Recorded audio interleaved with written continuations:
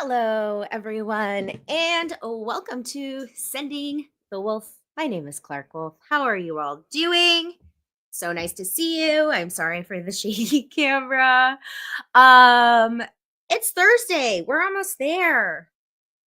Hello, Brian. Hi, Jeremy, and thanks for being in the waiting in the wings, Jeremy. As we're getting ready to go live. We've almost made it through the week.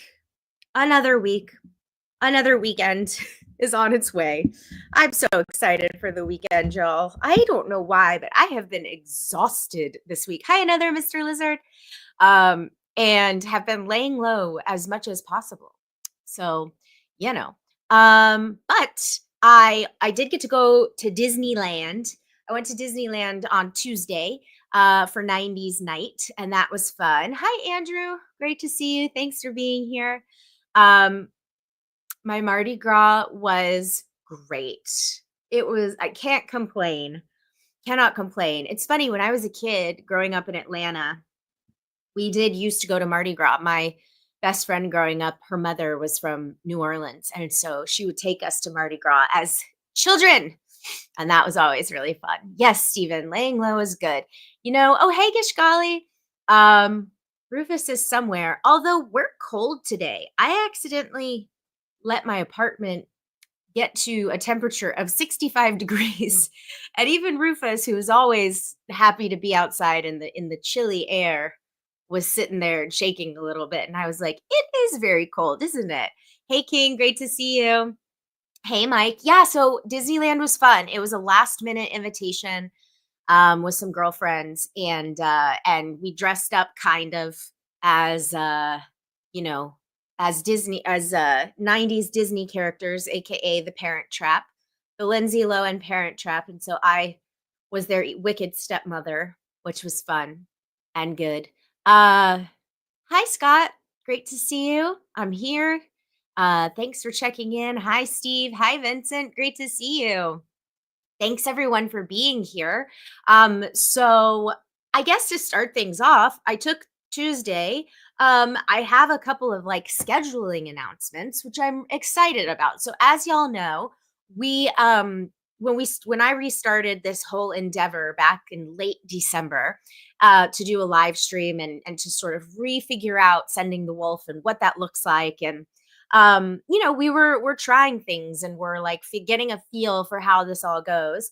And so I think what I've decided going forward is, I think I mentioned that I was trying to do, I wanted one day one of the live streams to be an interview, and then with an industry professional, and then I wanted one of the streams to be our live chat, our live stream water cooler show that we've always been doing, that we have been doing, and that I love doing with you all. And I'm always grateful to see you all in the chat. And so I think what I'm going to do starting this week, so we skipped Tuesday, as you all know, and now here we are on Thursday. So the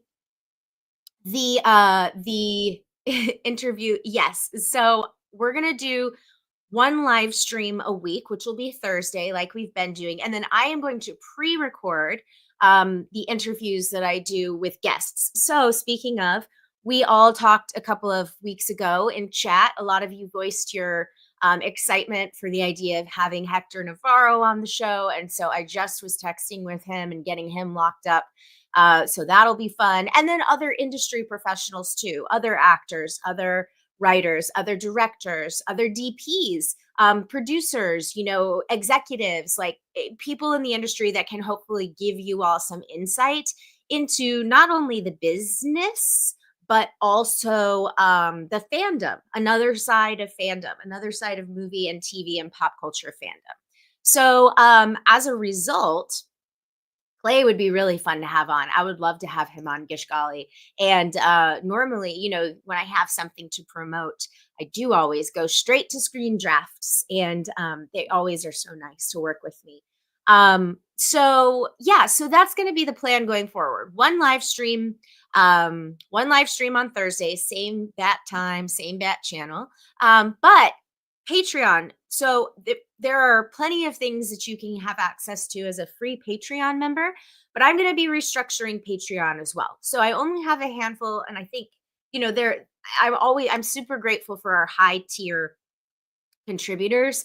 And but I've promised you a Sending the Wolf. And but if I only have three of you in the chat, potentially, I don't know if that's gonna be fun for you all.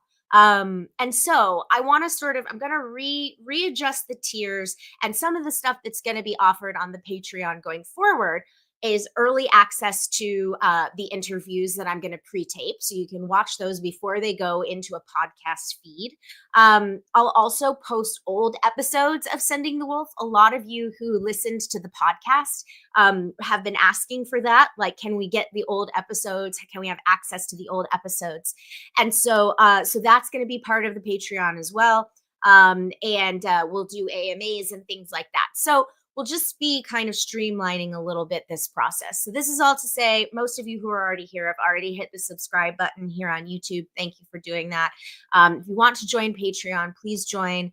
If you'd like, you can join for free. You can join at different levels. But I want to make sure our community kind of functions a little better, and that everybody feels like they're getting their money's worth and it doesn't feel like an afterthought. But that takes a little bit of trial and error to sort of hear from you all about what you all want and what you all are responding to. So thank you all for being patient and being vocal, and that's always helpful. And as a reminder, if you are a movie watch along Patreon member, we have our watch along coming this Sunday. So if you haven't voted on the movie yet, please vote on the movie or weigh in on something that you'd like to see. And I hope I'll see you all there during that live stream watch along on Sunday. And King, this is actually a really great question. King asks, have you thought about YouTube memberships? So I the way that monetization, as far as I know, on YouTube works, I have enough subscribers already, but I have to have a certain amount of hours watched on YouTube. And so that's why I can't do like oh, what do they call that's why I can't do any of the money stuff on YouTube quite yet. So stand by on that. We're getting close. I think actually at the end of this month or into April, I should be pretty close to being able to have access to the monetization.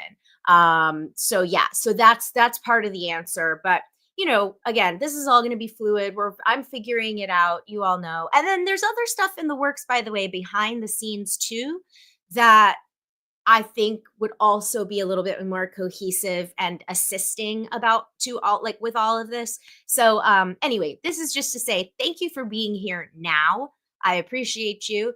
And yeah, so we're just gonna do the live stream on YouTube once a week, which means please be vocal and let me know like the stories that you want to talk about, that you want to hear. I always pull articles and things across pop culture in general. But if you have stuff you want to talk about, you know, either use social media or please use, you know, the Patreon as well to submit those stories. And then I can't imagine anyone would be mad if you opened up. Well, oh, that's an interesting take, Gishgali. I just want to make sure that yeah, if that's how you know, I could ask. That's a good point. I could ask about that and make sure that everybody is okay with it. And if they are, then yeah, we could open it up. So I like that suggestion a lot. Thank you. And hey ZSH, good to see you. All right, so that's that. I means only one late night. Yeah, for the Euro folks. I mean, in theory, I guess I could move the show a little earlier in the day. That's true too. That is true. We're gonna keep playing. We're gonna keep figuring out. But in the meantime, Oscars. We haven't talked about the Oscars. And I see, who did I see? Oh, well, first of all, hey Mirror. I see that Mirror just got out of Mickey 17. Feedback was, if you're a diehard Robert Pattinson and Bong Joon-ho fan, you'll like it. It does seem like it's going to be a strange movie. If anybody else has seen it, please chime in, but no spoilies. I'm trying to think if I've seen any movies since I saw you all last. Did I watch any movies over? I'm caught up on White Lotus. Y'all, I'm really liking White Lotus this season.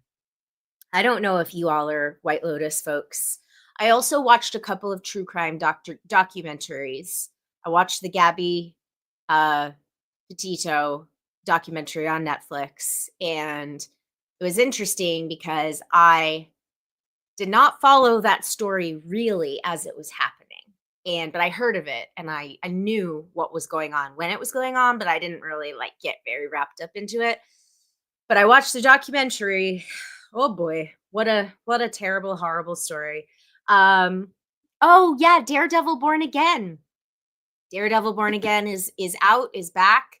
That looks to be fun. I'm also gonna start watching Andor. After we watched that trailer last week, I was like, I want to watch this. And you all definitely encouraged me to feel that way as well. That all the money that, yeah, I from the writer director of Pig. Yeah, you're right, Gishgali. I need to watch Pig. I will. I was thinking about Nicolas Cage last night. I was talking about Nicolas Cage last night. We were talking about King says Andor is a slow burn and worth it. Um so speaking of Hector Navarro, who's going to be on the show, hopefully I'll record his episode next week, so you'll have access to it on Patreon early. Hey Kai, good to see you. We are making our way through the Mission Impossible movies. So I think I mentioned this on the show before, but when Fast and Furious or Fast X came out, I had never seen a Fast and Furious movie. And so I asked Hector if he would watch them all with me in release order leading up to Fast X. And so we did. And then we yeah, will the Hector interview be in 3D? That would make him so happy. I know it. Um and so then we picked some other franchises, like we watched all the Wizard of Oz, most of the Wizard of Oz movies that we could find. And now we're on to Mission Impossible. So my Mission Impossible history is really funny. I've seen the first one, I've seen the second one.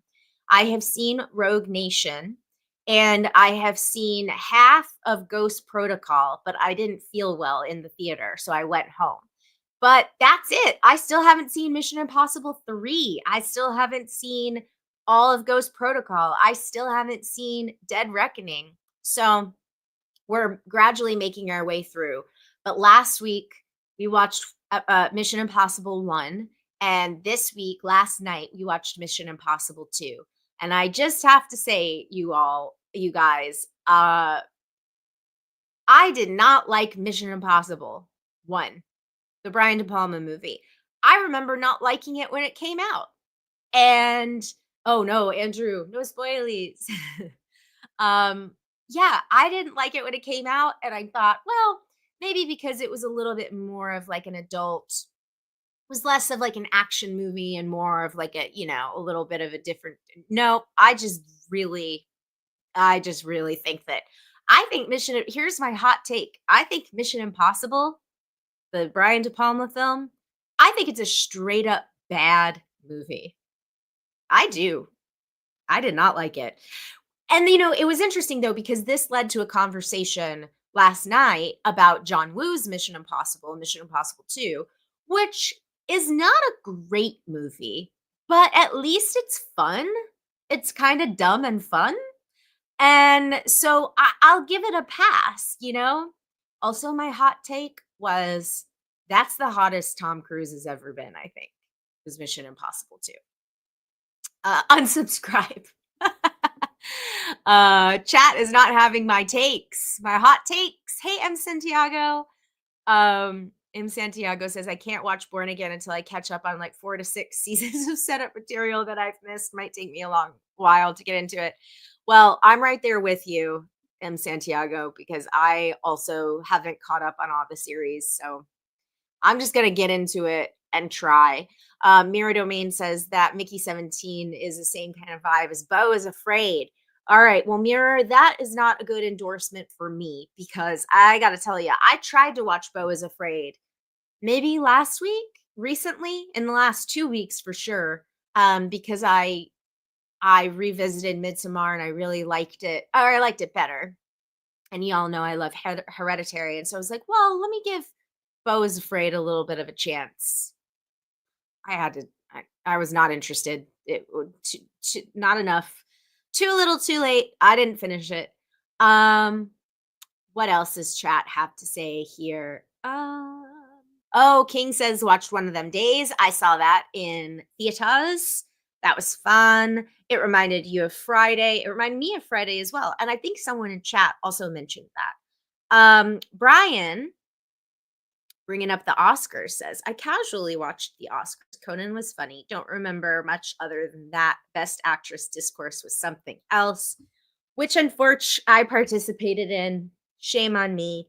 I was a little hot under the collar. I got mad about some stuff. Nothing to do with nothing to do with Mikey Madison. Good for her. She's a very good actress. And it's not it has nothing to do with her and more to do with the systems that we find ourselves living in.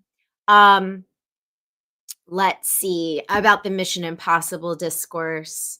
King says MI3 is amazing. Philip Seymour Hoffman is in it. Yes. So MI3 is Hector's favorite of the franchise. And so we are we're going to watch it probably in a couple of weeks. Um, let's see. Did we already comment on the David Arquette news? We're going to get to that. Let's see. Cruz was hot in Magnolia. That was a bit of a thing. Adam chiming in with the right opinion. MI2 has doves. Perfect movie. Yep. Cannot disagree with you, Adam. Mike says I agree. Second one was just a fun action movie. Yeah, it's just a dumb act. It's just a oh hi, Slimer. Good to see you. Slimer says, hello. Yes, the newer MIs are the best ones. Interesting. Brian's got a hot take. Disagreeing with me. The first Mission Impossible is solid. MI2 is boring. 3 through 6 are fire. A lot of Bo is afraid convos happening here in the chat. I'm afraid of that runtime. Heyo. Wow. This type of monster, Mike Joyce, sounds. I didn't get that far. Maybe if I did, I would have stuck around, but I'm sorry. It's just I gave it a real honest try and I just couldn't do it.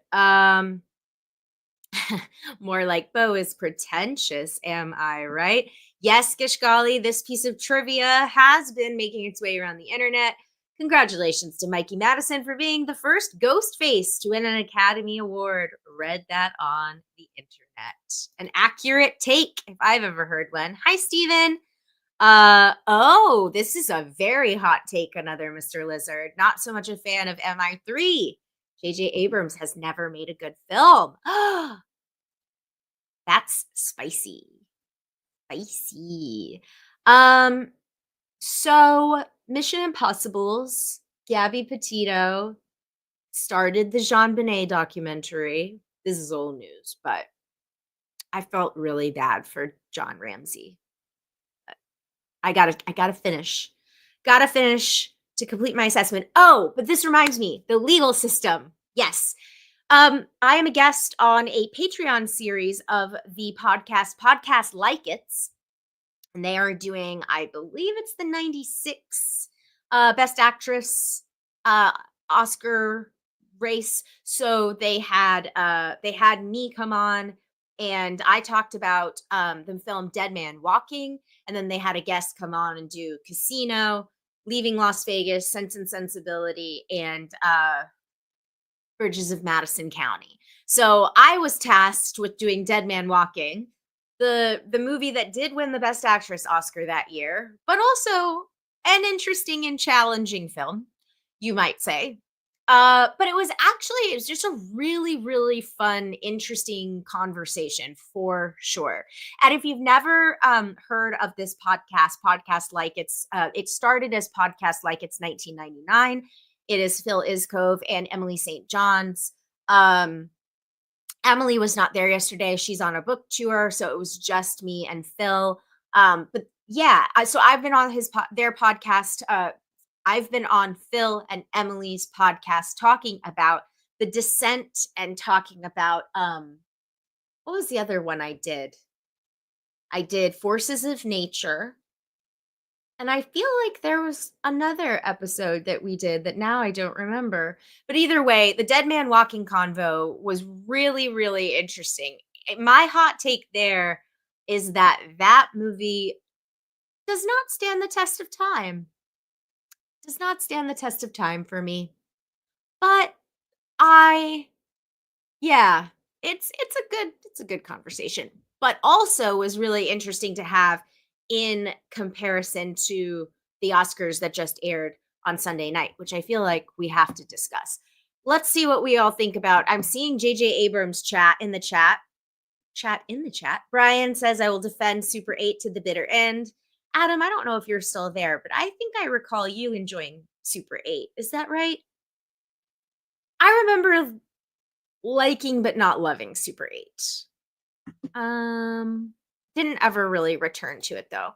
M. Santiago says, I liked Abrams Super 8, but JJ seems to be more about emulating and paying homage to other directors and storylines than he is about making movies unique to himself. That's it. That's interesting. And not incorrect, I don't think. Another Mr. Lizard says, saw it once, bored, can't remember a single thing about it now. And King says, Super 8, I've seen once. I don't remember much. What else happened, King? I got carded today. The clerk made me pull out my ID from my wallet when she could clearly see the 19. I think that's enough to prove I'm old enough. 19 was last century. Oh man, I gotta tell you, every time I get carded, it's like the biggest compliment ever. And then I remember I was dating this man one time, and he was pretty close in age to me, but he did look much, much, much, much, much older than he actually was. And one time we were together and I got carded and he didn't. And I remember it was funny. They were like, we don't need to see your ID to him. I'm sure he's fine. Let's see. ZSH says, Sean Penn is an ideal model for Americans today. I wish he had a bigger presence in the culture and zeitgeist now. Mirror says, I prefer to let the shine of the Oscars wear off before hearing opinions. But Mirror says the show was kind of boring. Aside from Demi not winning, my only gripe was Adrian Brody because he needed AI to complete his performance, which I don't think is entirely true. Like, we read that article, we really went through that article a couple of weeks ago, that it was just to smooth out, they used the AI to smooth out the Hungarian and some of the voiceover narration. I don't know. I watched The Brutalist and I didn't think that Adrian Brody needed any AI to smooth out his performance. And on top of that, I just thought that that was such a weird choice. Like, why would you do that? Why would you do that? Just to even create the conversation. Like, I don't know. He looked older because he was Benjamin Buttoning. Maybe. Honestly, maybe that's it. Steven says, I will say a lot of the fashion at the Oscars were on point. Halle Berry and Demi Moore looked so good in silver. I agree, Steven. I loved so many of the looks. But you know what? Okay. Indulge me for a moment. I want to talk about Oscar fashion.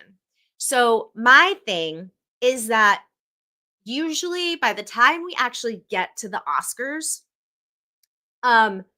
especially with the Best Actress nominees, they've worn so many dresses and so many gowns that by the time they actually get to the Academy Awards, usually the dress that they're winning the Oscar in is, for me, my least favorite dress of theirs. So Zoe Saldana, I did not like. I think that is a good example. When I saw her on the carpet, I didn't love her dress for the big win.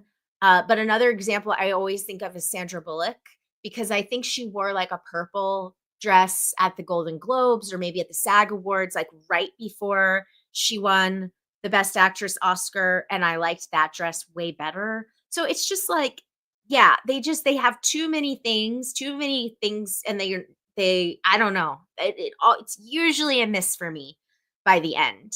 But anyway, okay. Fashion corner over. Um, Gishgal, oh yeah, and Mira Domain says, what was up with the tribute to James Bond? I don't know. That was very weird. Because it wasn't a tribute to the Broccoli family. Like it wasn't, that's the news that they are no longer creatively involved. So, yeah.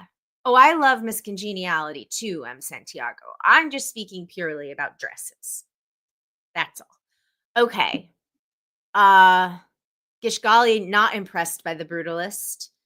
I finally watched The Brutalist this weekend. The only Oscar I would have given it was for Best Score. So Gishgali, who would you have given Best Actor? I'm Team Brutalist. I really liked The Brutalist a lot. Way more than I anticipated. Like I did not think that was going to be a movie for me. Captain Awesome says, what did you think of Wicked? I never really go out of my way to watch musicals, but when I do watch them, I love them. I really like Wicked, and here's my hot take. I've got another hot take. My other hot take is that I think with Wicked or Cynthia and Ariana opening the Oscars this year, I think that that is a preview for what is to come. I think next year Wicked for Good is going to have a huge push from Universal. They are going to invest in the campaign. I think that Wicked is going to be a major contender next year. That is my hot take. But what does chat have to say? Ifosa says, I really need to see this ANORA film because the premise sounds like Pretty Woman meets Hustlers. Am I wrong? You're not wrong, Ifosa. I think that a comp of Pretty Woman is not. You know what I think it is Pretty Woman is the early 90s version of what the R-rated, because Pretty Woman is rated R, what that looks like in the early 1990s, and then what it looks like now in 2020 when the movie came out in 2024. The R-rated version of all of it. And yeah. Yeah, that's what I think. So I don't think that's a bad comp in some ways. Oh, and thank you, King. You're saying I kind of look like Sandra Bullock. It's only the biggest compliment anyone could ever give me. Alexander says, Clarke, I thought the movie Thelma starring June Squibb was the best movie of 2024. Did you see it? I did not see it. But I know a lot of people really liked the movie. And oh my gosh, June Squibb was hilarious. She was great when she was presenting at the Oscars this weekend. She was really, really funny, really wonderful. Kai says about Oscar dresses. I heard Anne Hathaway had a different dress, but found out Amanda Seyfried's dress was super similar and scrambled to change at the last minute. Oh, that's interesting. Ooh, I love this take, M. Santiago. A Miss Congeniality musical? You're one in a million. I mean, you're right. It does totally lend itself in a lot of ways. Ifosa says you really need to watch The Brutalist as well. Steven says, my issue with the Bond, my Bond tribute was it felt like three different performers, very unconnected. I rather it felt like a true medley. Yeah, kind of like they did, honestly, with Wicked, the opening scene or the opening number where Ariana sings Somewhere Over the Rainbow and Cynthia sings Home, and then they come together and they duet with Defying Gravity. Like, I thought it was cohesive. They were great together. It was inclusive to the legacy of the Wizard of Oz in general. Like, yeah, I mean, I'm with you. No Concept says they wish WB had invested the way I am predicting Universal will invest in Wicked for Good with Dune 2. And then this is the question, like at my Oscar party, we were all talking about, do we think that the big push for Dune is going to come for Dune Messiah? Which allegedly, we read an article about it recently, is going to start shooting later this year. So is that going to be the big push for like Denis and for Best Picture? I don't know. The other part of this is too with Warner Brothers, like one of the biggest problems I think that Warner Brothers has now that it is in the hands of someone like David Zaslav, whose interest is in the financial gains and not necessarily prestige, understanding that that kind of helps financial gain with the studio and all of that. Like, is WB ever going to really throw its weight behind an Oscar contender going forward? I was talking to a friend recently. I was watching Juror Number Two, and we were talking about how, I would argue that this year was a strange year for the Oscars. And if you had a legacy, Clint Eastwood's final film, and you have this like, courtroom drama, and you have something like that this year, would it have maybe shaken the race up a little bit?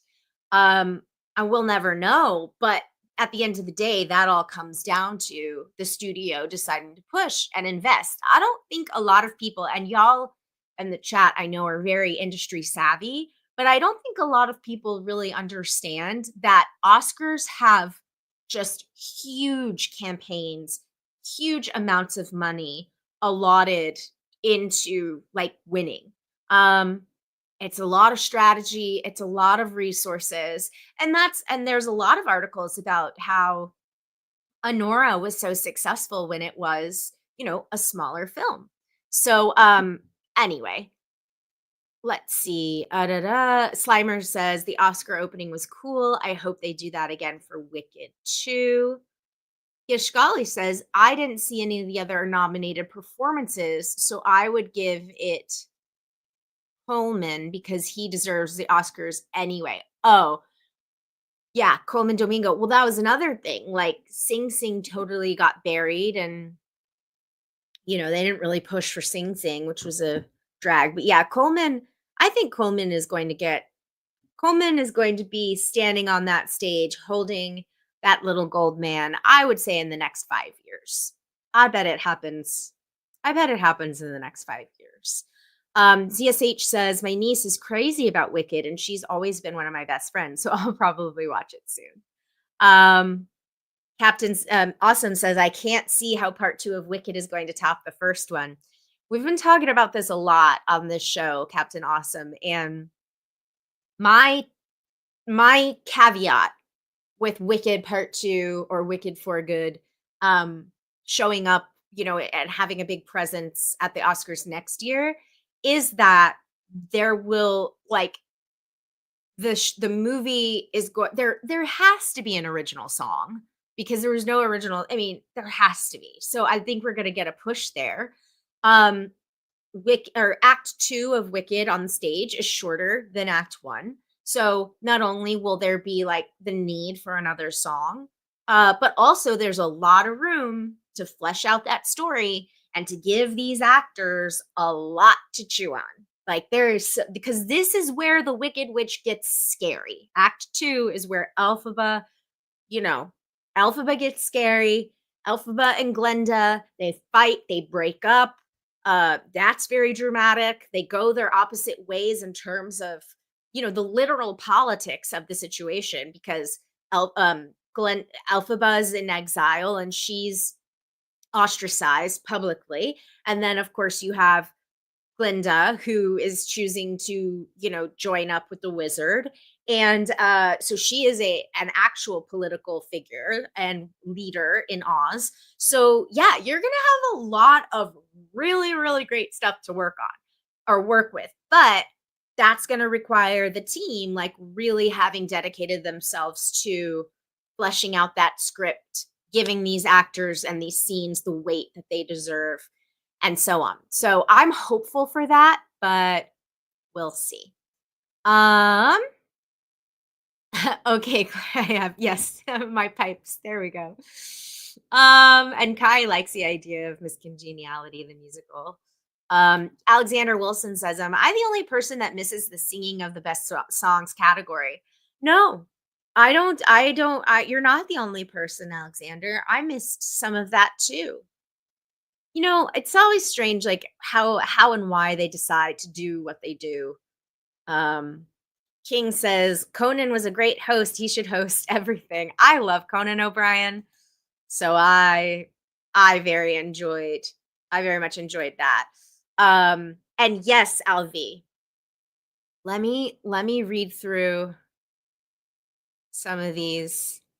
Oh wow, chat is just flying off. Look at me monologuing and not even getting to all of these wonderful points. Um, so Alvi says, here, hold on. I'm going to get to this in a second, Alvi. I want to read through these comments. M. Santiago says, movies like The Brutalist and Beau is Not Afraid need the opposite of a director's cut. Give me an I don't have much time cut. Hilarious. You know what though, M. Santiago, and this is for real.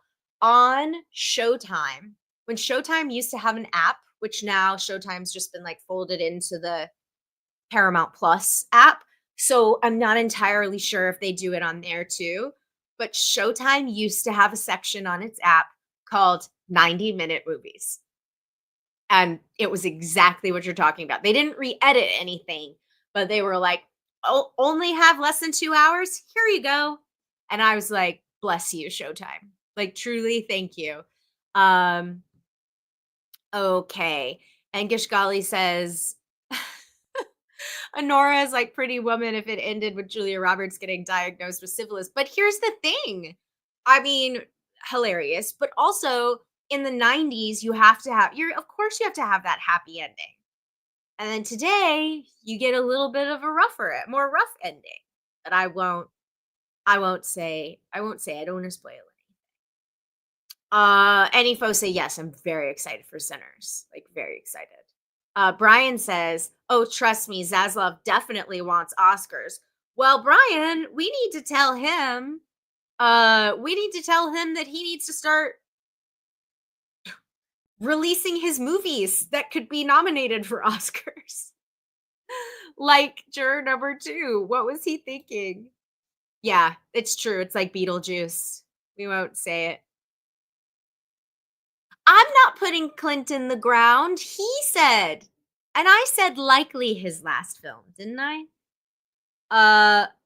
Steven says, this year, I felt like the films overall had less passion than last year.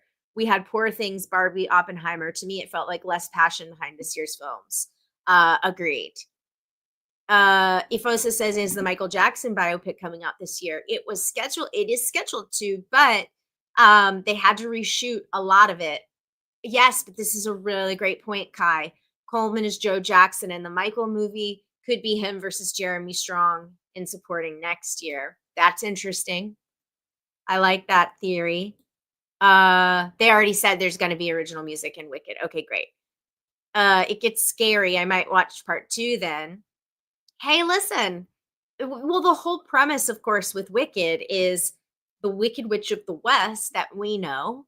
Like, how did she get to be that way? What else was going on behind the scenes? And arguably, for a lot of people, The Wicked Witch of the West is the first like movie scare that they have, And so, yeah, Elphaba's got to get scary. I'm ready for her to get scary. She's scary in the musical. Elphaba can be scary and intense in the musical. So we'll see. I'm in the unpopular opinions that I really like Act 2. I know a lot of people are like, yeah, but it doesn't have Defying Gravity. And I'm like, yeah, but it has No Good Deed and it has For Good and it has so many other things. And yes, Santiago snaps to that. Oscars still need a stunt category. Totally agree. Stephen with a very, very realistic prediction. My 2026 Oscar prediction is that Diane Warren loses another Oscar. Poor Diane. I swear. Oh my God, Brian. Megan 2 for Best Picture. Let's do it. Wouldn't it be amazing if Universal and Blumhouse did a real push for the best comedy or musical Golden Globe for Megan? I mean, it will never happen, but that would be fun. Um, what else do we have here? Original Wicked songs for both Alphabet and Glinda. Cynthia question mark co wrote one. Oh, Hector! Hi, Hector. Hector's in the chat, everyone. OMG, we were just singing your praises, Hector. We were talking about how much we can't wait to have you on the show. And King says, when you talk to Clarke, show her your country lawyer routine. That's funny. Yes, so Brian asked about the Powerpuff Girls show, the new trailer that has just come out.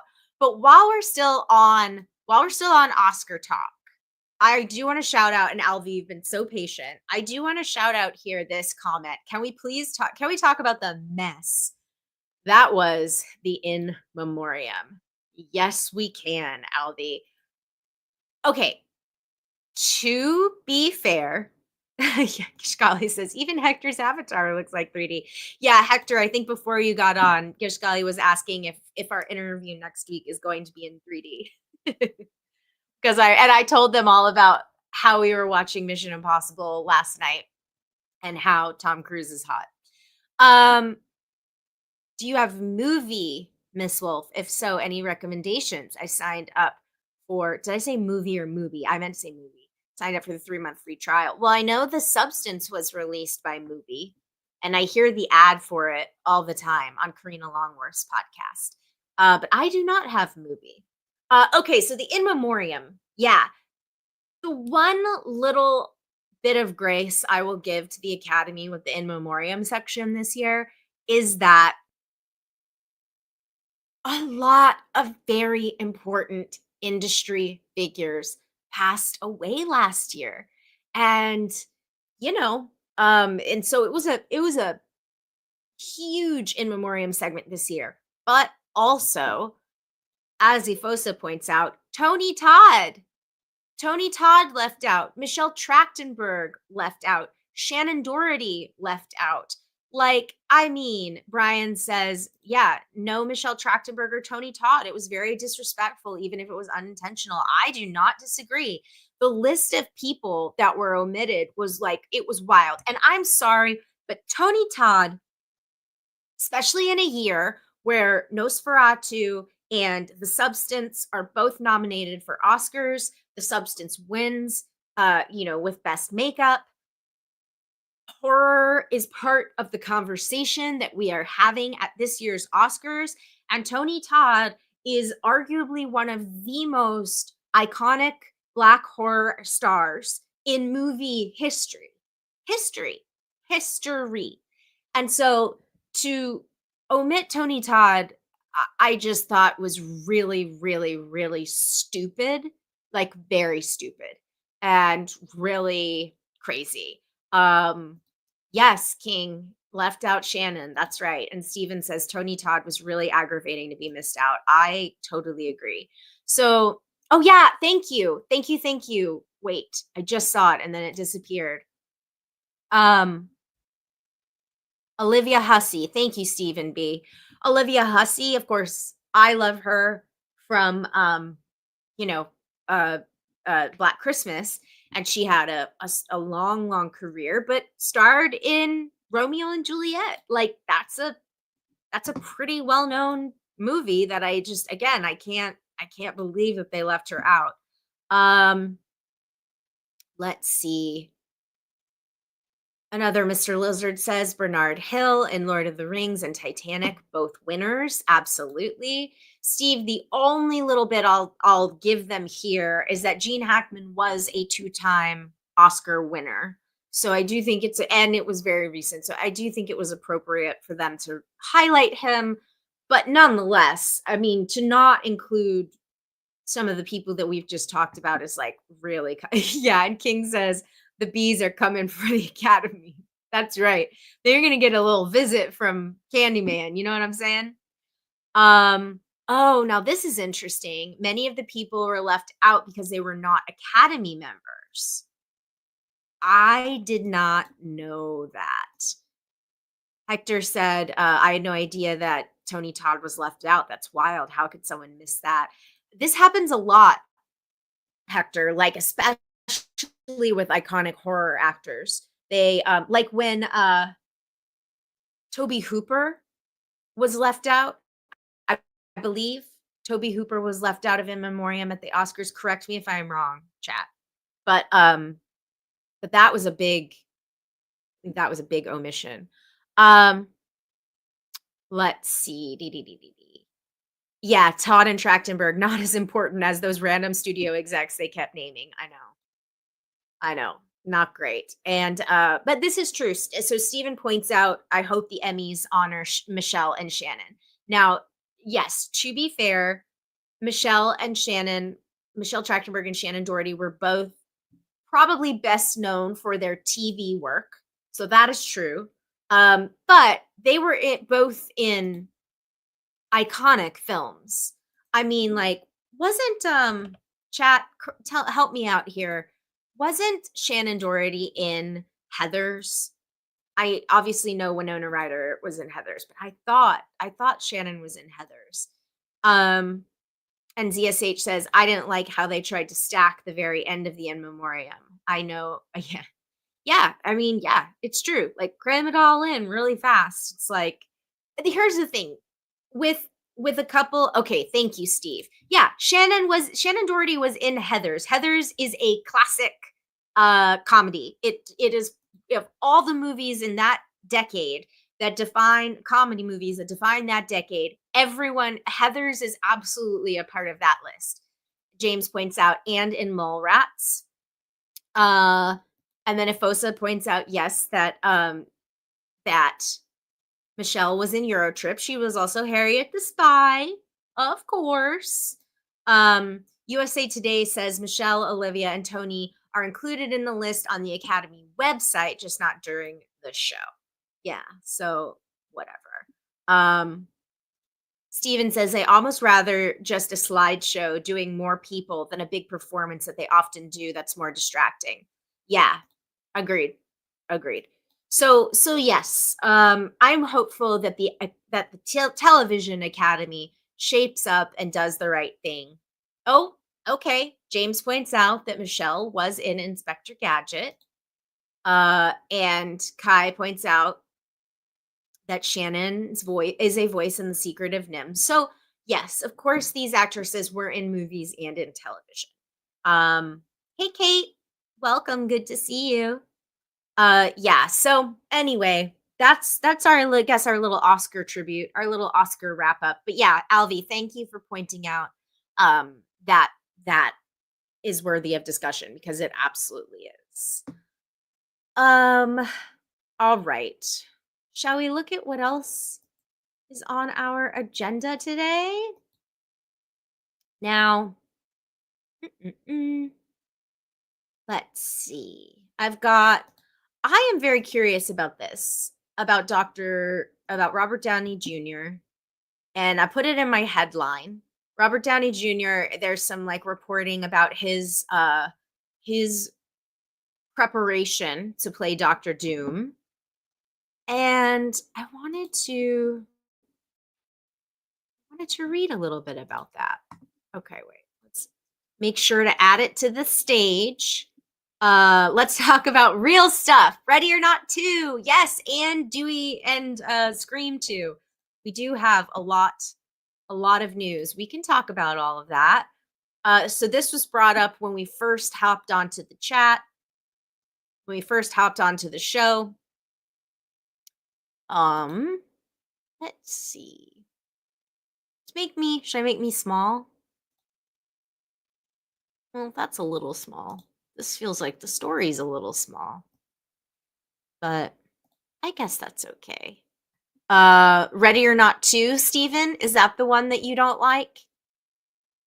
Say more in the chat because I think I pulled that story as well. And Avengers. Oh, or do you hate the casting of Doctor Doom?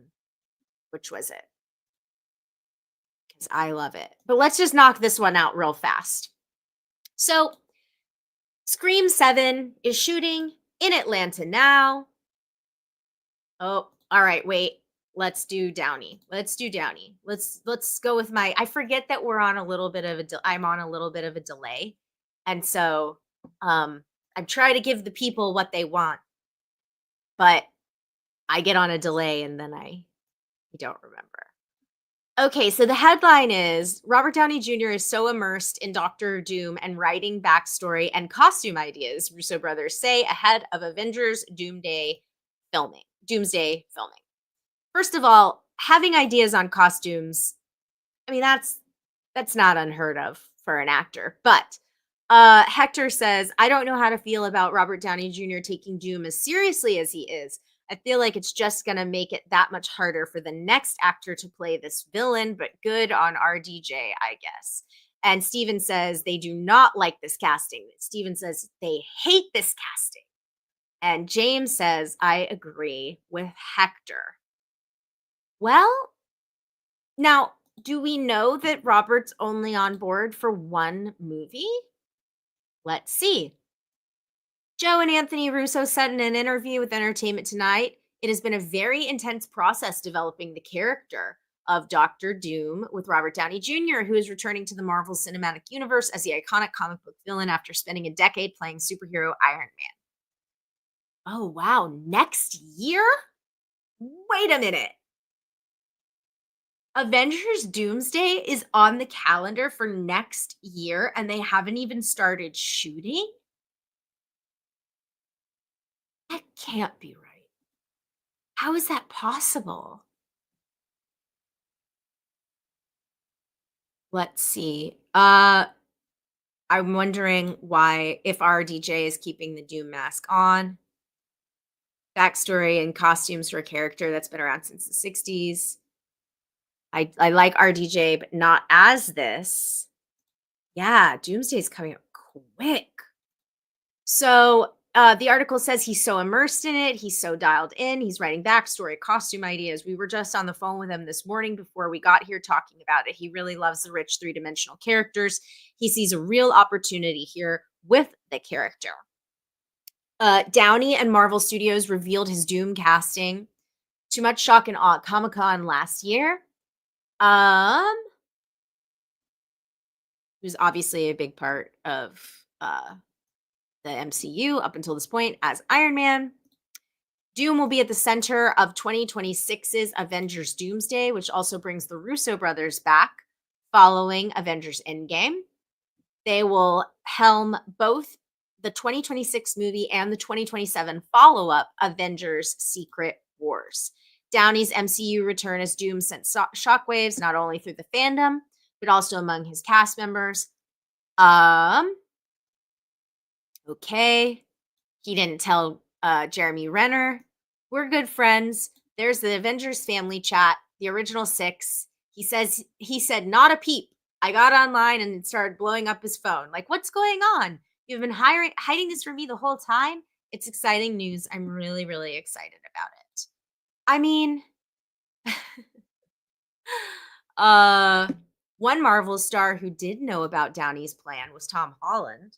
Hardly a surprise given the close connection. I've been speaking to Robert a lot, especially about him making his Marvel return, which is super exciting. That was a tough secret to sit on because I have a reputation for ruining things and I strategically have done no press. That's really funny. All right, chat, what do we have to say here? Steven says, my guess is he's still a Tony Stark variant that becomes Doctor Doom from another universe. Brian guesses it'll probably be delayed. This is so funny. As an Englishman, I didn't even mind him as Sherlock Holmes, but not Doom. James says, nope. Superman had a year for the FX. Fantastic Four and Doomsday, only 6 months. It's a little worrying. I mean, yeah. Alvy says, who are the Avengers at this point? Like, what's the lineup look like? Hector says he'll be Doom for 1 to 2 movies with these Avengers films. There's no way he's playing Doom indefinitely the way Tom Hiddleston has been Loki that long, or Brolin was Thanos. It would negate Stark. Ishgali says if RDJ just plays regular Doctor Doom, great.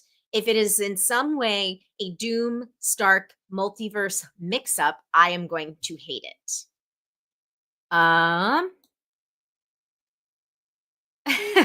This is a great point from M. Santiago. It's easy then for them to talk up RDJ's process, but what else are they going to say? Oh, he's doing okay, I guess. And King suggests it would be nice if they said Downey is reading comics and researching the character. And another Mr. Lizard suggests that bringing back both RDJ and the Russos back is a backwards move, looking to past successes. The Marvel Comics are suddenly pushing a big Doctor Doom event. He has been in Storm's solo comic a lot too. Doom in the comics is obsessed with Storm, as he should be. I think there's a lot of there's clearly a lot of mystery about what this is actually going to be and what this is actually going to entail. But I'm going to, and I understand fan skepticism that we are all discussing here in chat. I totally get that. The one little nugget that I'm going to add for, you know, for pro this article and this headline is that I remember when Robert was on Rob Lowe's podcast, and this was last year. And Rob Lowe was, of course, treating the MCU like it was very cynical, saying, okay, well, Robert, like, all they'd have to do is back up, a giant dump truck to your house of money, and Tony Stark will magically not be dead anymore. And to Robert's great credit, Robert was like, that's not true. We took a lot of care. We took a lot of time with Tony and with his sacrifice and with the death of his character. And I played this character for a very long time, and I'm very proud of the work that I did as this character. And so I would never want to cheapen that. And so I think it's like what I'm picking up from this is that I think that if Robert understands how delicate a balance this is going to be with the fans, how it could be cynically interpreted. And so it sounds to me like he just wants to make sure, and he's doing the work to ensure that whatever this version of Doctor Doom is played by him, it's got to be very different than Tony. It's got to be the right combination of things. And so I don't know. I tend to agree. Like I agree with Brian here, who says I'm open-minded about this decision about DJ as Doom. I believe there's a specific storyline reason where they went in this direction, and I agree. Efosa brings up that the Avengers lineup, as far as they know, is Captain America, Ant-Man, Thor, and Hulk. And yes, Brian, Rob Lowe does have a podcast. ZSH says, I think of him as a Bizarro Iron Man akin to Bizarro Superman. Let's see. And Hector says, I fully believe Downey really cares and wants to make great entertaining superhero movies. So I'm confident they won't use Tony Stark again, recast, or undo his death, which is great. Yeah, agreed. And then Hector continues, Doom has got to be worth it. And I think it will be, but I also want normal Dr. Doom sooner rather than later. But RDJ as Doom is going to postpone that even further, and I am selfish. Can we go through the possibly leaked Doomsday art? I can Google that. Yes, Gishgali. Steven adds, I kind of feel more MCU is just using the multiverse in a sloppy way to fix mistakes instead of making sure the writing is good before going into production on all the films. Fair points all. Okay, so chat, I'm going to look up this possibly leaked Doomsday art. So if you do not want to see that, go take a break. Leaked. Oh gosh. Leaked Doomsday art. Oh, 3 days ago. Oh, Art Station. Oh, it's been deleted. Hmm. Let's see.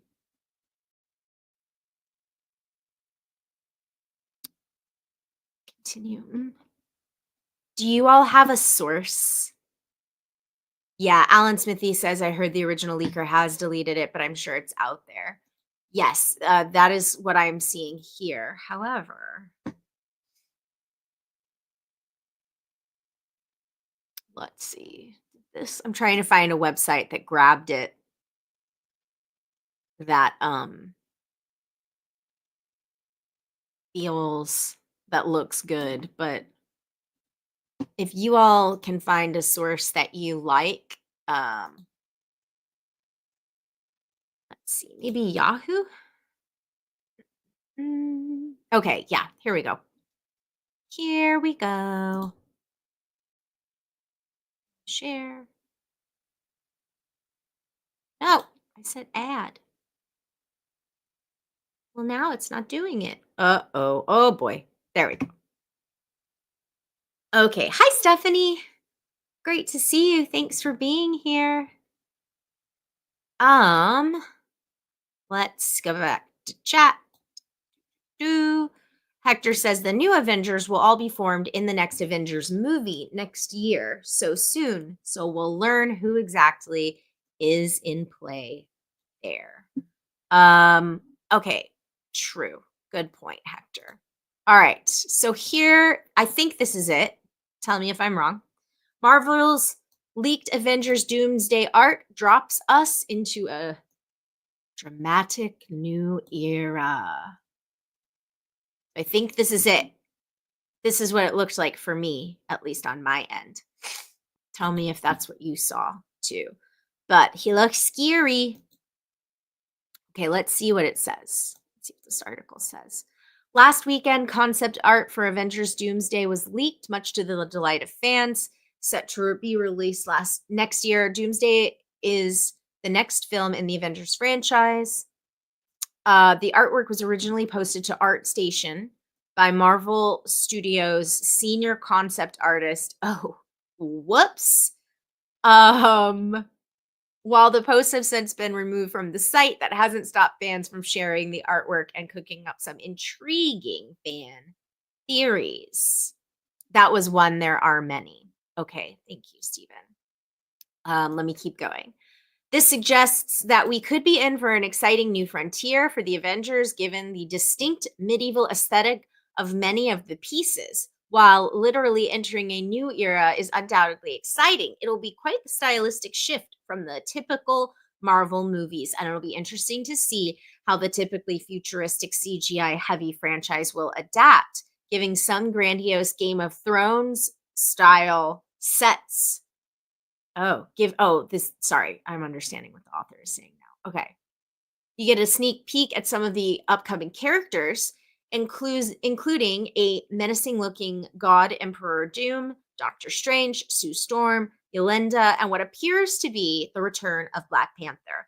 While the artwork is striking, it is not too spoiler heavy, leading some fans to theorize that the concept art could actually be for Avengers Secret Wars, the newest installment set to launch in 2027. Okay. So this is the only one. What does chat have to say here? So Hector says there will be different Avengers squads, like in Infinity War, and some in space, some in Wakanda, etc., etc. And the Young Avengers will be one squad. I think you can see in one leaked art. CSH says RD Jr. has always been totally legit. There are some incredible interviews from him when he was a lot younger, where he proves what a genius of art, genuine artist, and great integrity he is. I'm sure some of you all have heard me say this, but when he got Iron Man, Robert Downey Jr. was my favorite actor at that time. And I totally understand. I think he did incredible work as Tony Stark. He should have been nominated for an Oscar for that, playing that character. I like him in Oppenheimer. I like him in everything, but you know. Okay. M. Santiago says there's a bunch of concept art, including Young Avengers with Peter Quill and some Hulks. Ooh. Concept art is just that. Okay. There are many more pictures like Star Lord with Young Avengers. Let's Google it.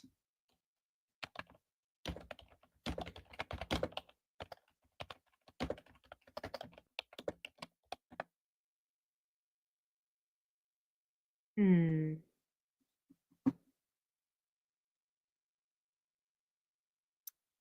Let's see. Oh, start slideshow. Okay. No, that's not real. Is that real? Is this what you all are talking about?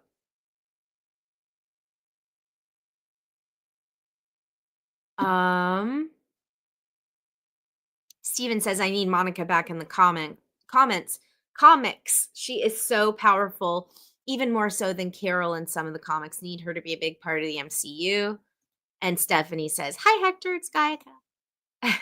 So wait, is this that's it could it could be? Okay. What about gosh, this website stinks. It stinks, I tell you. What about this? Star-Lord, Wong, and the Young Avengers. Is this what you speak of? That's real. Whoa. These look silly. I mean, but okay. What? They're about to start a White Vision TV show, so he could be real. Yes, Terry Metalis is shooting that now, I think. Now in London. Got it. So, oh my gosh. Shame on this website. But why would Peter Quill have his arm around Vision? Why are they just sitting on a couch eating pizza and drinking a beer? What is this? This is weird. I do not like this art. I don't like this. This makes me feel funny. I don't get it. It's very strange. Okay. We saw this one. What else is there? All right, now here's some Hulks. The Hulk Village. This feels very D&D to me. They're watching Mission Impossible too. I know, Hector, that was us and Abby last night. That's really funny. Looks like yeah, another Mr. Lizard. This is what I mean. That image looks like a ad for a bar in Disney MCU land. That's what I mean. That's so funny. Okay. I like this one. This feels like there could be a really cool RPG. But also, Stephanie says, "Is this the Hulk Ren Fair?" James says, "Looks like Warcraft." Vision trying to regain his humanity, so pizza could be on the menu. I mean, all right. Okay. Okay.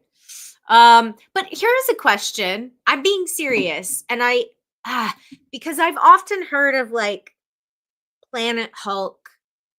I've never read those comics. I don't really know. But why is there a village of Hulks? Because Bruce Banner was turned into a Hulk. So why is there a village of them?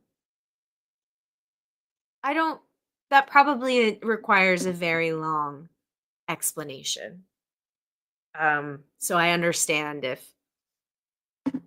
yeah, that's fair that Jeremy says, "Is this Shrek?" This is Shrek's village when they all go on Ozempic.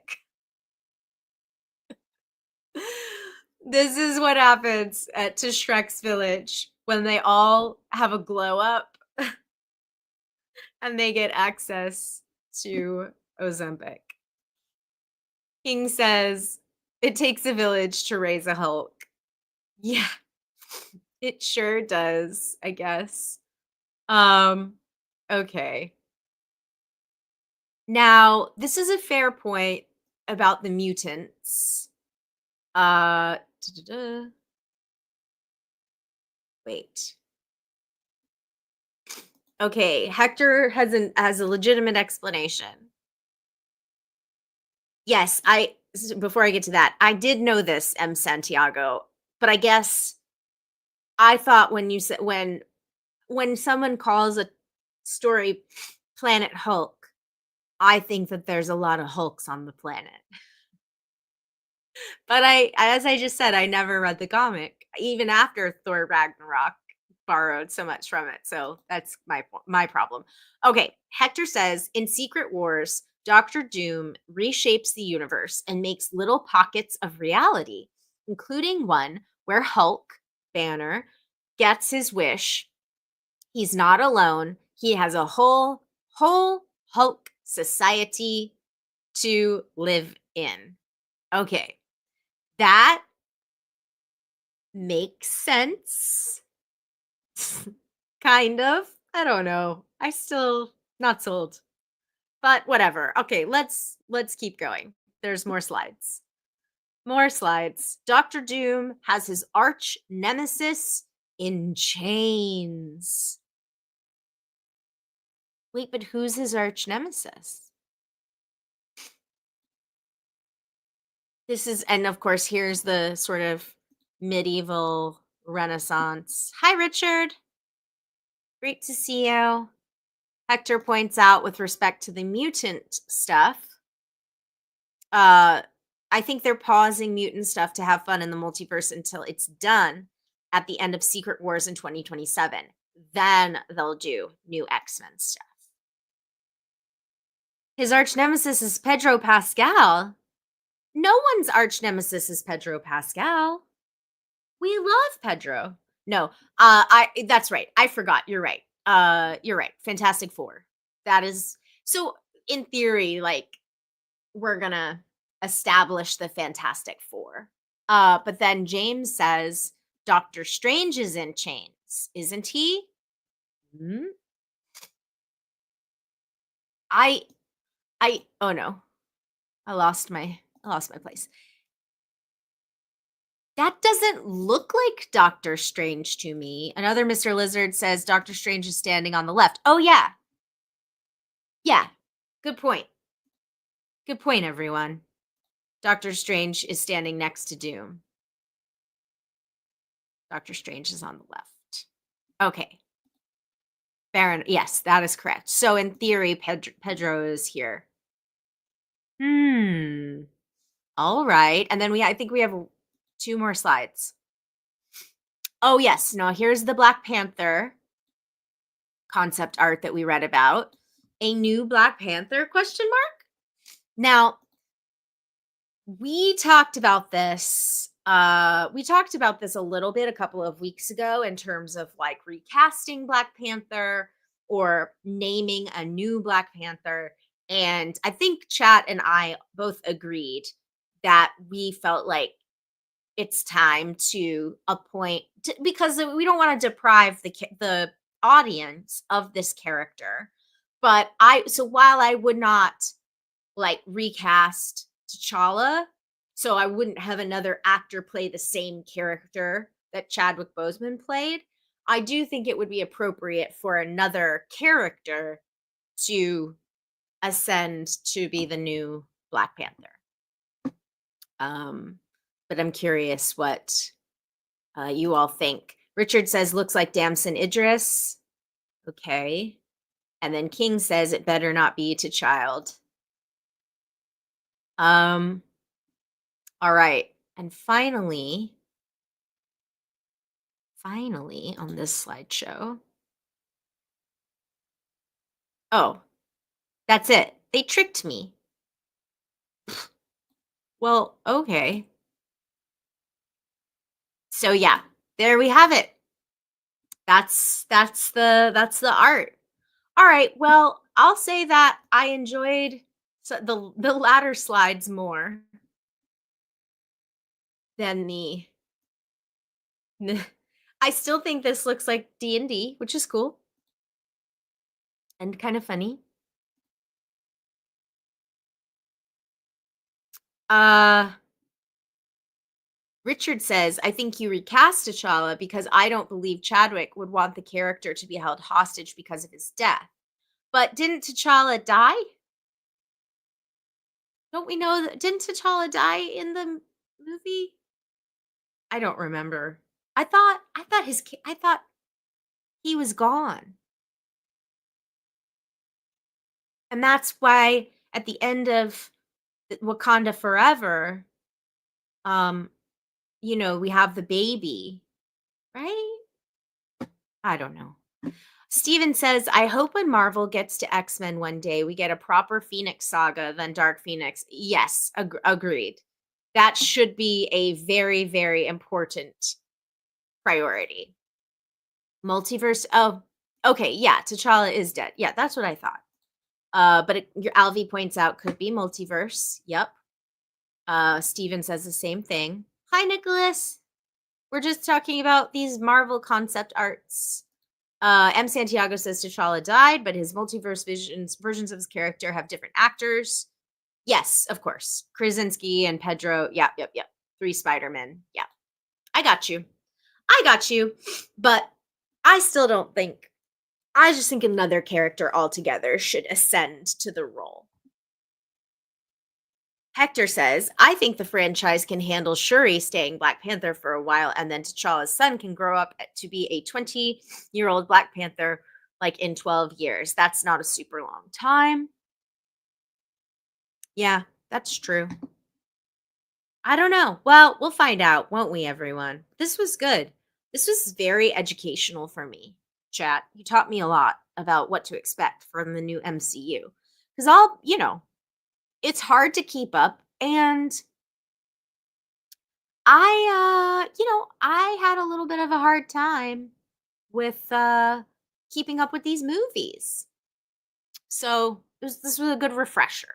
This was a very good refresher. But boy, oh boy, I don't see how Doomsday is coming out in 1 year. Can we just call that now? Can we just say right here, right now, that release date is getting pushed? If they haven't even started filming, what are we doing? That can't come out. Stephanie says, I agree with Hector. The kid in the future could be interesting, but not yet. Alvi, I haven't watched any new Daredevil yet, so I am not going to be much of a part of the conversation on that one. Hector says, I'm going to bring all this stuff up again when I'm a guest. Yeah, we're going to need a frequent a Hector corner. Hector, catch me up on every single thing that's been going on that I can't remember. All right.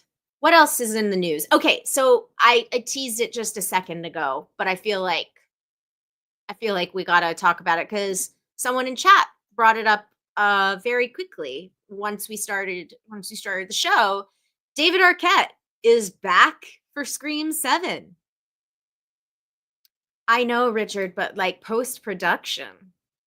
How are they gonna get post-production done on this in 1 year? That's wild if they make that date. Yes, Hector, you've heard the chat. You need to be a recurring guest for Marvel updates. You do. You really, really do. Okay, thanks for being here, Hector. Can't wait to have you next time. Hector's interview is going to be going up next week, probably privately on the Patreon to start, and then it'll be in the regular feed, for sure. So, bye, Hector. And Stephanie says, Hector guest hype. Bye for now. Okay. So, here we go. Scream 7. What are we doing? Steven says, at this point, deaths are going to mean nothing in Scream unless it's a flashback. James says, with all these characters returning, is AI going to be involved in Scream? I hope not. Hi, Lowell. Good to see you. Well, let's read on. Let's see if there's any information available, which there will not be, but that's okay. Okay, it's not yet clear exactly how this is possible, as Dewey was viciously stabbed to death in the fifth film by Ghostface, but he isn't the only miraculous resurrection in the Scream universe. Scott Foley and Matthew Lillard are also set to revive their now deceased characters in Scream 7. Uh, let's see. Cox previously expressed hope that filmmakers could find a way to bring Dewey, who was married to her character Gail Weathers, back from the dead by saying, I understand the reasons they did it, but whoa, talk about a missed character. Dewey is so loved by Scream fans. They have to figure it out. And of course, Kevin Williamson, who first wrote Scream, makes his Scream directorial debut with the seventh film due in theaters on February 27th. So less than 1 year away. As we've discussed prior, Scream 7 is shooting in Atlanta right now. I still have not auditioned for it. So rude. So rude to me. Wait, what? I'm not revealing my misogyny. Uh-uh. M. Santiago says, I just don't know what they're doing with Scream 7. So many wild casting decisions. I'm hoping they'll announce I've also been cast. Yeah, me too. Me too. Brian says, I'm starting to think Scream 7 is about AI or the new Nightmare route. Flashbacks would require de-aging, so I sincerely hope it's not flashbacks. Scream 7, the Scream multiverse. At this point, when is Drew Barrymore coming back? Hilarious. Ooh, this is an interesting theory. M. Santiago says, I think there's a possible chance that it's an alternate timeline, like Halloween has done a bunch of times. Scream hasn't really covered the ignoring continuity commentary very much. Whoa. Whoa. Another Mr. Lizard says, bring Liev Schreiber back as well. Bring them all back. James says, I don't think they handled the return of Skeet Ulrich in 5 and 6 well. It didn't work for me at all. I haven't been invited to audition for Scream. Oh my God. Scream Endgame is 3 hours long. So funny. Wait, I missed Stephanie's comment. Oh yeah, the Scream multiverse. So, all right. What can we deduce from this? Scream is often a commentary on something, whether it is a subgenre, like obviously Scream 2 is sequels. You know, we're getting into reboot territory. We got into, like whatever. We've tackled so many little minor things within the Scream universe, and so yeah, I think AI is a really interesting idea. That's a really interesting idea and very topical, obviously, and creating alternate like what is reality and what isn't, especially if you see it on the internet, and how can that be used to torment um Sydney. Steven says, when all the dead people come out of a Doctor Strange style portal. Yeah. Yeah, Gishgali says Scream 7 is just Sydney's ayahuasca journey. It sounds like it. With all them bringing everyone back, just release the original Scream, but with Scream 7 as the title card. Yeah, so I think AI is a really good idea. But I will also say this, Scream has kind of flirted with the idea of the supernatural.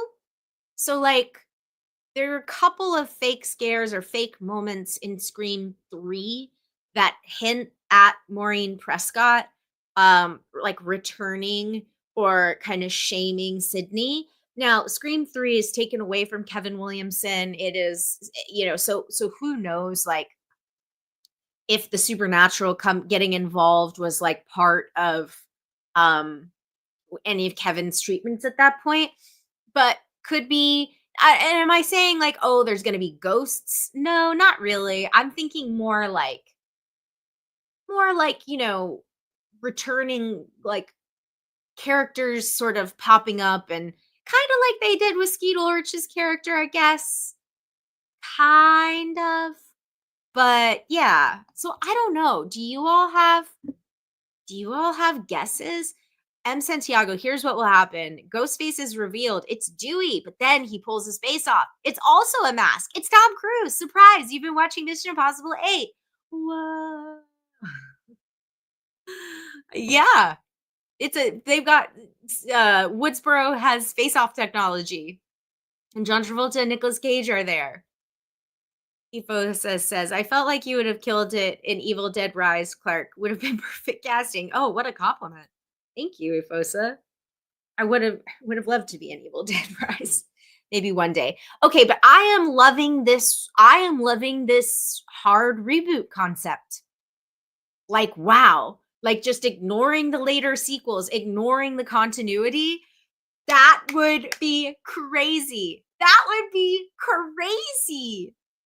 Do you think that's possible? Like, do you think that they? Oh no, but wait, can't do that. No, that's not possible because Mason Gooding and Jasmine Savoy Brown are in the new movie, so that can't be possible. Oh, but you know what? It could be possible because they could just be Randy's nieces and nephews. Like, they could just be them anyway. That would be crazy. That would be absolutely crazy. Okay, Steven, you and I are two peas in a pod on this one. I use this as an example all the time, over and over and over again. That would have been such a wonderful arc for Mason Gooding's character. He should have died in that last movie for the character reasons, to give the movie some stakes, some gravitas. I understand that Mason Gooding is very charming and he's very handsome and he's great in that part. But that was a huge, I am so with you, Steven. That was where I checked out. I'm going to be, okay, let me be very honest with you all. I really liked Scream 5. Scream 5 to me was like the Force Awakens of Scream movies. We got to reboot this. We got to make the old fans happy. We got to introduce new characters. We got to tie it all together. We got a new director involved, a new take, or new directors, radio silence. So I think Scream 5, we kill a legacy character and it's meaningful and it's devastating. Like, I am all for how Scream 5 handled this reviving of this franchise. Where I will say I was bummed out is exactly this moment in Scream 6. No stakes. All these characters are too famous. They're never going to kill them. And when Mason Gooding's character was proven to be alive, I was like, I'm out. I'm out. I don't care about these movies anymore. I straight up don't care anymore. So, this is to say, though, I could be lured back in for sure if these movies start to have some stakes again. Like, let's not forget that in Scream, we lose Tatum. Tatum is a really like important character and we like her. We love her. In Scream 2, we lose Jamie Kennedy, Randy. And also, don't we lose Hallie? I'm sorry, Hallie. I think she doesn't make it. Jerry O'Connell. Like, they kill a lot of characters in Scream 2. So the stakes are real. That's how we can get invested in Sydney's sort of journey. Nicholas says, what if Mason and Jasmine are the first kills? Maybe. Yogurt Girl says, hi Clarke. Woo, Scream talk. I can't imagine how this next one is gonna go, especially with all this casting news. Yeah, it's wild. Hey Chris. Chris, I saw you at the Oscars. I saw you, and I don't mean on your photos online. I saw you in the theater at the Oscars during the Oscars telecast. Round of applause for Chris being at the Oscars. I totally saw you. Um, yeah, James points out with Mason Gooding's character, he's great, but he got stabbed 100 times. Yeah, exactly.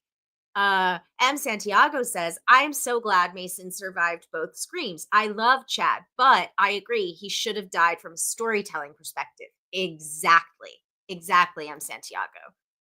Um, what else do we have here?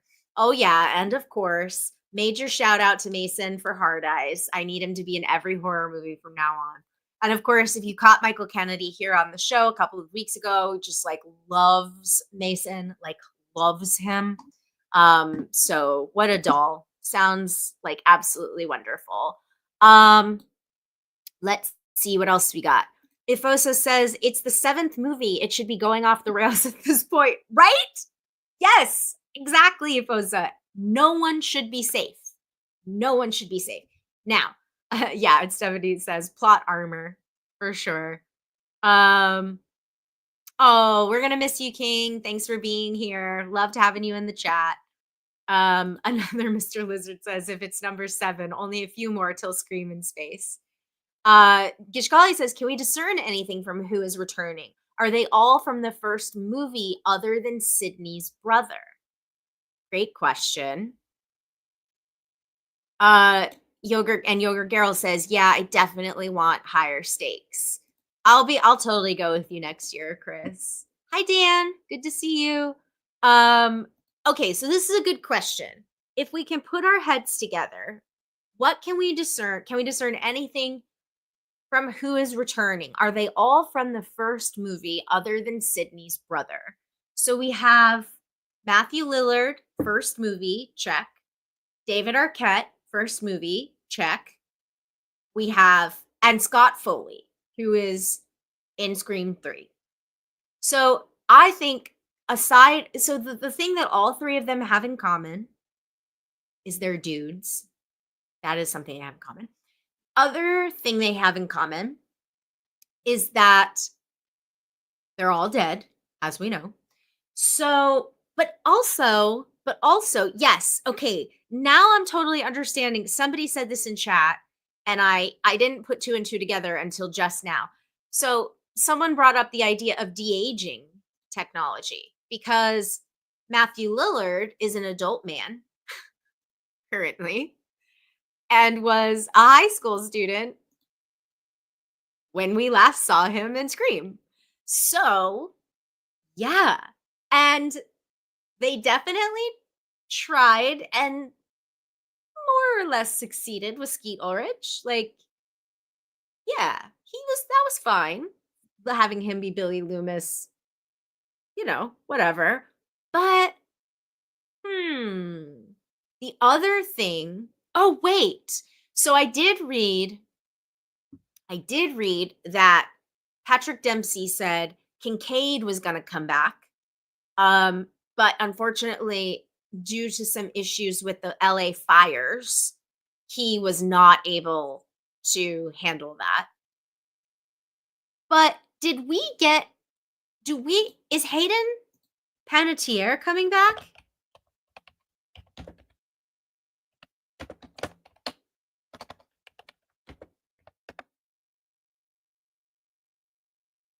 Oh, okay. Well, get out of here, AI, Google AI.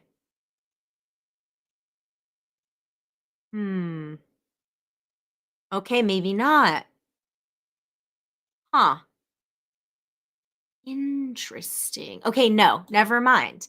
I thought that I had read an article, but I guess it would be included in here as well. So no.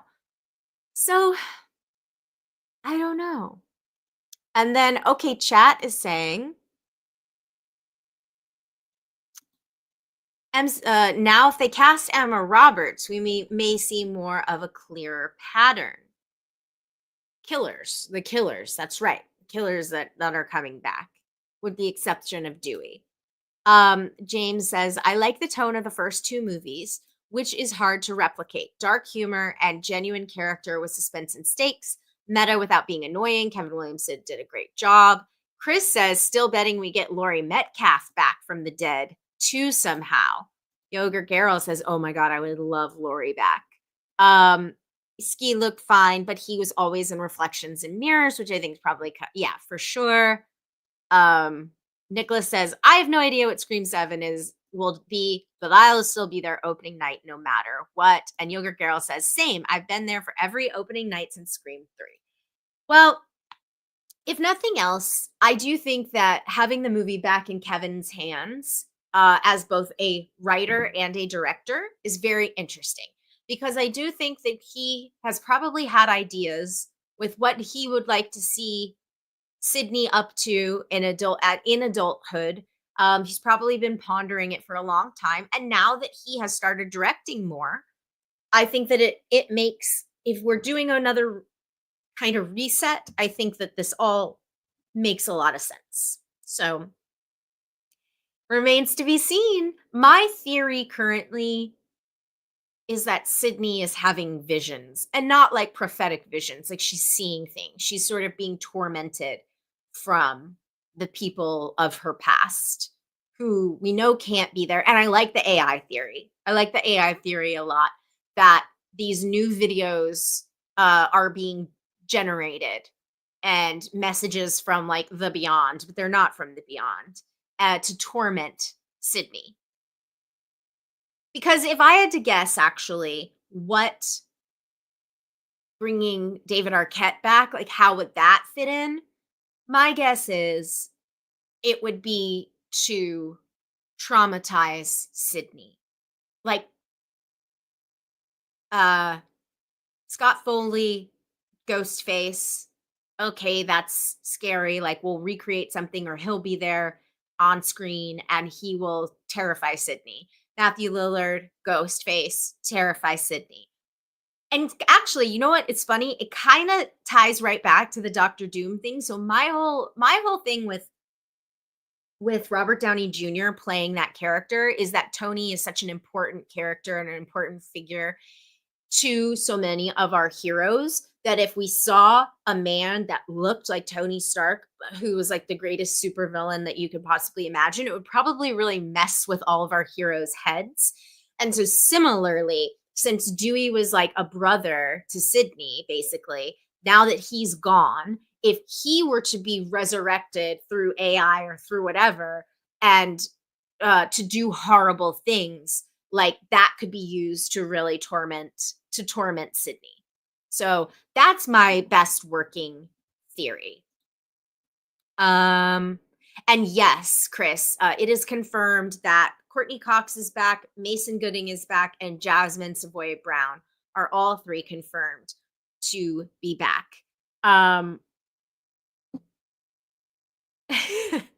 And Robert Downey Jr. will also be Ghostface, and he's doing a lot of backstory work on that as well. Yeah, so all right. Well, that's a good Scream 7 corner. We're doing a big franchise corner, and I like it. Oh, well, speaking of, let's stick with franchise corner. How about that? Let's talk about let's talk about vengeance. Um oh, James points out that Guy Busack is writing, who co-wrote 5 and 6. Okay, cool. That's good to know. I just assumed, to be honest, Kevin was writing, but I have to imagine that with Kevin directing, like, whatever makes it onto the screen is going to be something that he approves of for his characters. But okay, Robert Pattinson effing hopes to film Batman too soon, because I started out as young Batman, and I'm going to be effing old Batman by the sequel. So of course, as Mirror Domains just got out of a screening of Mickey 17, Robert Pattinson is starring in Mickey 17, and he recently gave an interview to Hero Magazine where he was asked briefly about the Batman 2. And he said, "I effing hope so," when asked if he would be playing Batman again soon.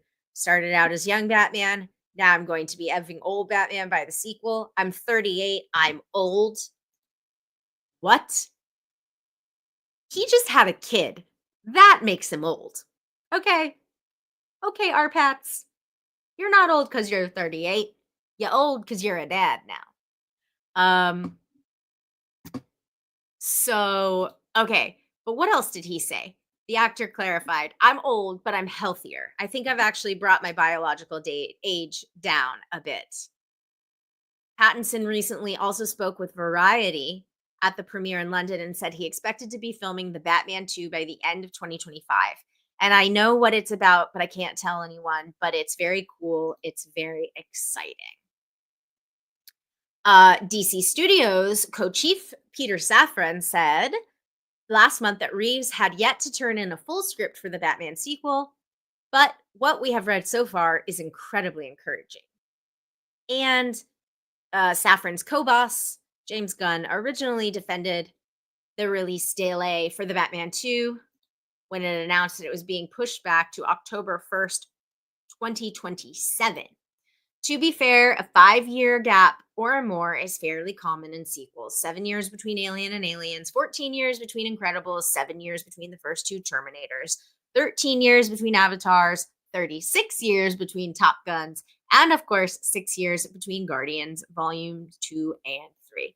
Matt is committed to making the best film he possibly can, and no one can accurately guess exactly how long the script will take to write.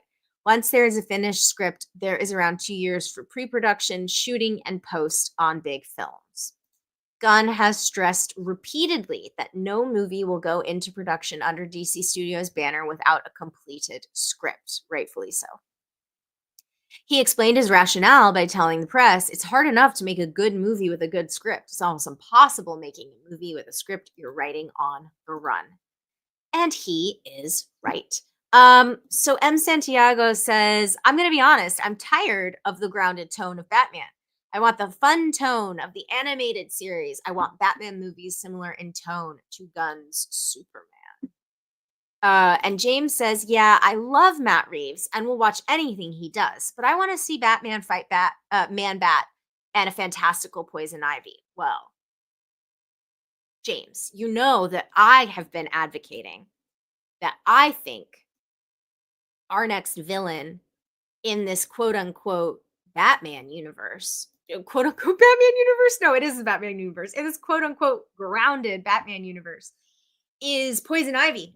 I think Poison Ivy should be a bioterrorist. And I think that that is 100% or an eco-terrorist. And I think that that is 100% the direction that the Batman 2 should go. Let's get a woman in there. Let's do Poison Ivy live action. Like, let's do it. Thank you, James. Matt Reeves, we used to follow each other on Twitter. I'll audition for you anytime. I would love to play eco terrorist Poison Ivy in the Batman. Let's see. Yeah, hold the line, everyone is right. Pushing the redhead. Yeah, exactly. I know. You caught me. You caught me, Stephen B. You got me. Yeah, ZSH brought his biological age down a bit. Can he share how to do that? Yeah. That's a very podcast. He's been taking some supplements. Yoger Garrel said, "Ooh, I love that idea. Poison Ivy is always a solid villain." Yeah, and I do think, as fits in the Matt Reeves, the Batman kind of world where Oz Cobb is he's our penguin and he's still the penguin, but he feels very real and very lived in. And the Riddler felt very real and like it could absolutely, be as plausible as it gets, within the Batman Rogues Gallery in 2025 or whatever year we're dealing with. I think Poison Ivy makes really, really good sense. And she just hasn't been done to death, So I get that she'd be an eco-terrorist. That makes sense for a grounded Batman. That being said, giving these giant finds and monstrous Venus flytrap. No, I mean, I get it. Here's the thing.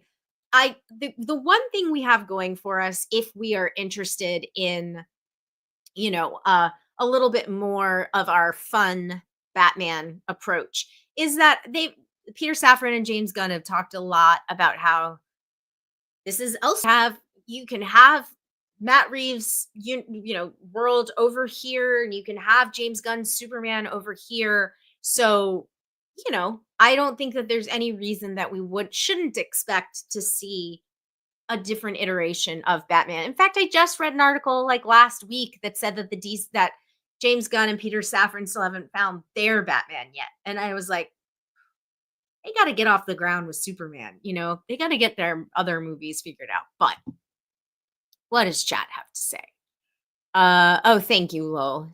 And Jessica Chastain would be a wonderful Poison Ivy, I'm sure. Brian says, this is why I'm excited. There's going to be a DCU Batman. Loved the Batman and the Penguin, but the gap between the movies is admittedly annoying, for sure. You know why I think it bugs me that they've been grounded for so long? It kind of feels like they're ashamed of the funner tone of Batman after Schumacher. Yes. I mean, I think that the fan culture has just become really challenging to navigate.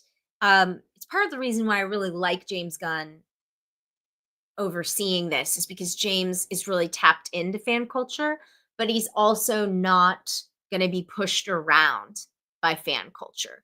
He is not afraid to stand up to a fan base uh if they're misinformed, if their opinion on an artistic direction is not shared. Like James is really really good with the fans. And so I think I think that kind of shame that you're talking about is something the DC brass is probably very nervous about, because the fan base in the DC universe has been so loud over the last handful of years. But I think James knows what he's doing. And Gishgali points out, when Gunn put crypto on the first trailer, he announced that anything goes in this DC universe. That's exactly right.